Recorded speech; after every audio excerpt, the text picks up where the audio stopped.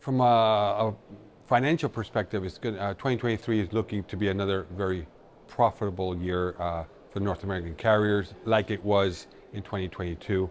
Some challenges, obviously, in the horizon because of some of the challenges that we have from a regulatory standpoint and consumer protection. Also, staffing is a major issue at airports, but more importantly, from a FAA standpoint in terms of ATC functions. The U.S. carriers have been asked to reduce their capacity in the New York area by 10%. So that's a challenge that it is in the busiest time of the year for U.S. carriers. Now, if it's a good day, we're not going to experience any major challenge. The problem is what we're going to face is when there's bad weather, which is typical in the summertime, that's when we can experience a slowdown in the system. So regardless, by reducing the capacity, you're still going to have an impact. In terms of the staffing, it's going to take time. It's not something you could do overnight. These are technical personnel that require an extensive period of training, both in the classroom and on the job training. So we're going to face this challenge over the next couple of years because of the significant number of vacancies that are still there. As long as the weather cooperates, it certainly should be better.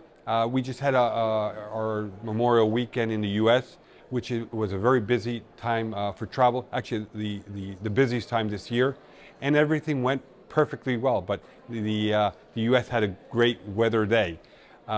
We can't expect that every day. But what is important is when we do have these bad scenarios or bad conditions, we need to ensure that the contingency places are in place, that they do try to streamline the processes and reduce the inconvenience as much as possible. It's going to be another challenging year for Latin American carriers. We are seeing strong recovery from a passenger and consumer standpoint. Connectivity has returned. Actually, it's even better than it was in 2019.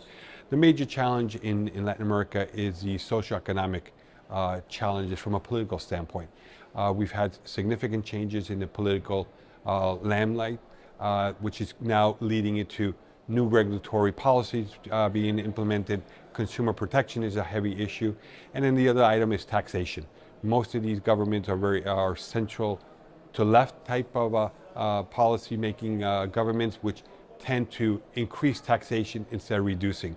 And for an industry that is like ours, that's already heavily taxed, that's going to make traveling more expensive. We have a great opportunity in Latin America with SAF.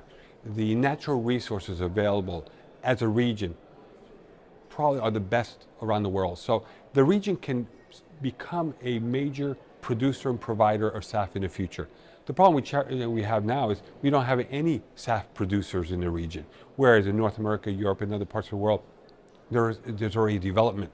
We're lacking the regulatory policies. We're lacking the incentives for private entities to come in and invest, and in the production.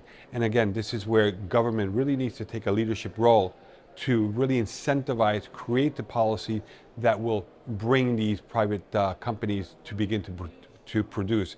If now, instead of being a major global producer, we're going to be a region that's going to be dependent on other parts of the world to get the SAF.